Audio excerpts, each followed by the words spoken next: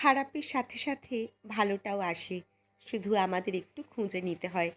2020 সালে করোনা নামক যে মহামারী আমাদের জীবনকে স্তব্ধ করে দিতে চেয়েছিল, ঠিক সেই বছরই আমাদের বাড়ির ছেলেরা সিদ্ধান্ত নিল যে বাড়িতেই দুর্গাপুজো করা হবে।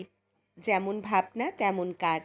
ভাবনাটাকে বাস্তবে রূপদান করে আজ 9 করে 4 বছর আমাদের পুজো হচ্ছে।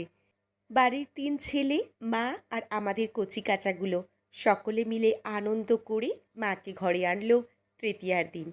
কিন্তু যার জন্য এই পুজোর সিদ্ধান্ত নেওয়া হয়েছিল বাড়িতে, অর্থাৎ আমাদের বাবা, আমাদের শ্বশুরমশাই, তিনি আজ আর নেই। 2021 সালে তিনি গত হয়েছেন ক্যান্সার নামক মারণ রোগে। প্রথম বছরের পুজোটা বাবার উপস্থিতিতে হলেও বাকি আর কোনো বছরই বাবাকে আমরা পাবো না।